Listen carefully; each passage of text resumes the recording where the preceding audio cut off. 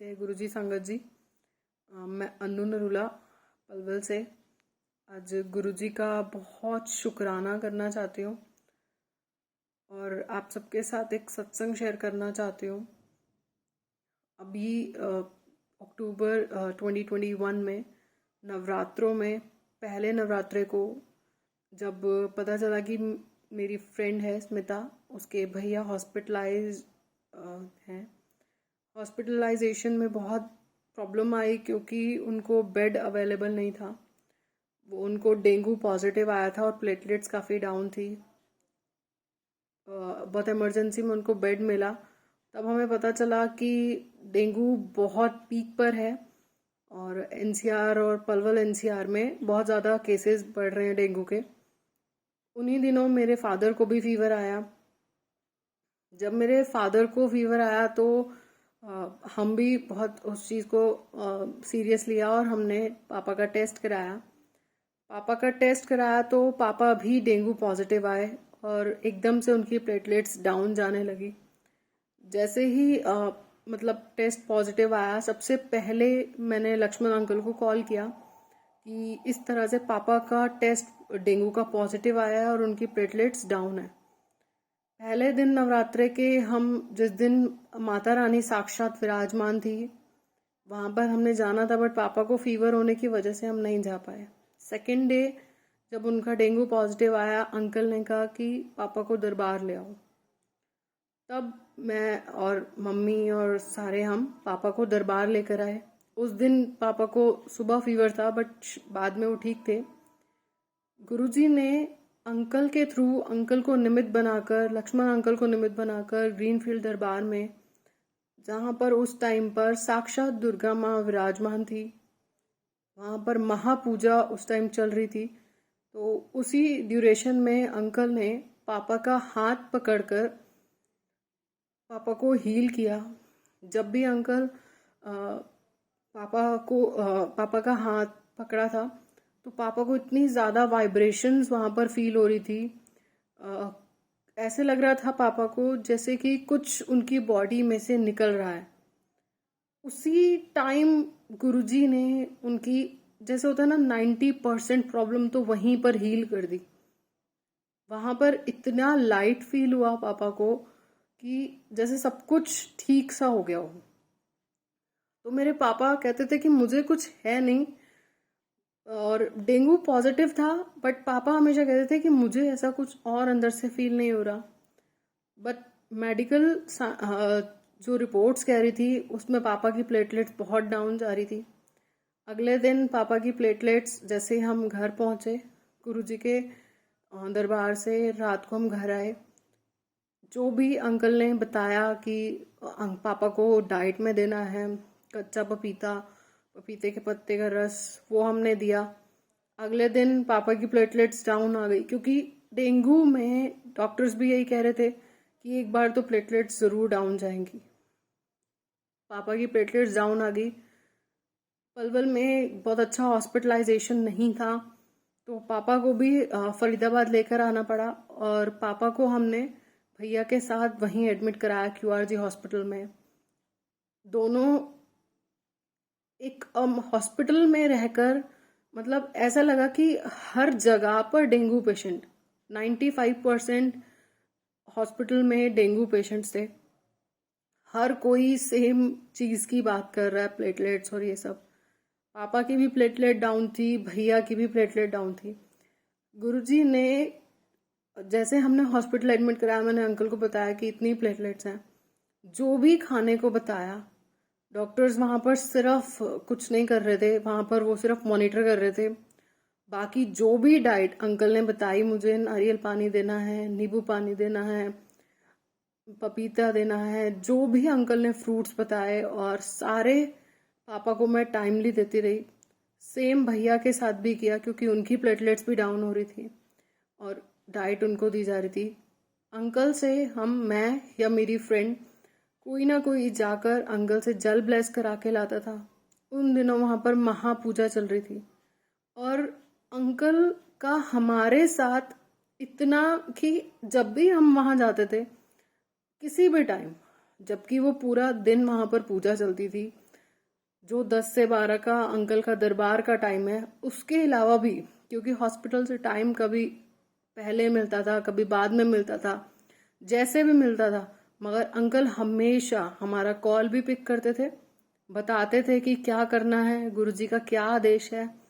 और हमें हमेशा जब भी हमें कभी जल प्रसाद चाहिए, कभी शिवलिंग का जल चाहिए, या जो भी महाजल प्रसाद गुरुजी का दिया, महाप्रसाद वहाँ पर माता रानी का जो दिया, वो सब हम किसी भी टाइम, जिस टाइम हम पहुँचते थे, अंकल हमें वो अवेलेबल कराते थे। एक दिन जब भैया की प्लेटलेट्स डाउन आ गई 10,000 तक, तो डॉक्टर्स ने कह दिया कि इनको ऑब्जर्वेशन के लिए आईसीयू शिफ्ट करना पड़ेगा। उसी टाइम पापा की प्लेटलेट्स 30,000 थी। तो इतना घबरा गए थे हम, बट अंकल ने कहा कोई चिंता की बात नहीं है, गुरुजी तो खुद अपने आप खुद देख कर आए हैं पापा को, भैया को, कोई दिक्कत नहीं होगी। और संगत जी, इतनी ब्लेसिंग्स गुरुजी की कि दोनों के दोनों को किसी तरह की कोई कॉम्प्लिकेशंस नहीं आई। भैया को प्लेटलेट्स एक डोज जो है उनको चढ़ी, उनके लिए डोनर भी बहुत आराम, मतलब इसे कहते हैं कि घर में, मतलब वहीं रूम में ही उनके लिए डोनर अरेंज हो गया। उस दिन जैसे ही अंकल को फोन किया,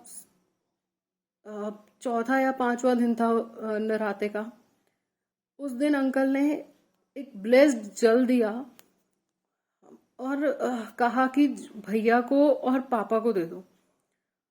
उस दिन भैया आईसीयू में ही थे। थोड़ा सा हम उस टाइम पहुंचे जब भैया से मिलने का टाइम था, भैया को दिया और बाकी का पापा को दिया। उस जल के बाद इस इतनी स्पीड से, जिसे कहते हैं रिकवरी होनी उनकी शुरू हुई, उसके बाद तो उनकी प्लेटलेट्स इतनी बड़ी कि डॉक्टर्स भी हैरान रह गए। भैया को एक प्लेटलेट चढ़ी, उसके बाद आईसीयू में हमारा पेशेंट, और हर एक का नाम होता है ना कि आईसीयू, आईसीयू उसका मतलब ही होता है कि कुछ तो दिक्कत है, क्या है। बट हमारे डॉक्टर्स भी हैरान थे कि वो आराम से बैठे थे, कोई दिक्कत नहीं हो रही थी। पापा को भी कोई दिक्कत नहीं हो रही थी। 30,000 प्लेटलेट्स के बाद भी उनको ये फील नहीं हो रहा था कि उनकी बॉडी में दिक्कत है। मैं सारे हॉस्पिटल में देखो, कभी किसी को कोई कॉम्प्लिकेशन, किसी को कुछ कॉम्प्लिकेशंस, मगर दोनों को, ना भैया को ना पापा को, किसी तरह की कोई कॉम्प्लिकेशंस नहीं आई। एक बारी प्लेटलेट्स डाउन जाने हैं, जो प्रोसीजर है वो जरूर हुआ, मगर और किसी तरह की ब्लीडिंग हो, कोई और दिक्कत हो, किसी भी तरह की कोई दिक्कत नहीं आई। जिस दिन मतलब कुछ भी फील होता था तो बस ये लगता था कि मैं, मतलब कहीं दर्द भी है ना, तो पापा को कहते थे पता नहीं अचानक से खुद ही ठीक हो जाता है, मंत्र जाप करता हूँ मैं, ठीक हो जाता है, आराम से सो जाते थे। बस शिवलिंग वाला जल, जल प्रसाद जो ब्लेस करके दिया है, और नारियल पानी। पापा ने नॉर्मल पानी तो मैंने उनको दिया ही नहीं। सिर्फ इन्हीं चीज़ों से उनकी रिकवरी हुई, भैया की भी।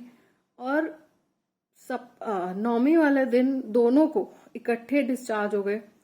और उस जल प्रसाद के बाद, उस जल की महिमा, एक छोटा कप जल का था, वो आधा भैया ने लिया और आधा पापा ने।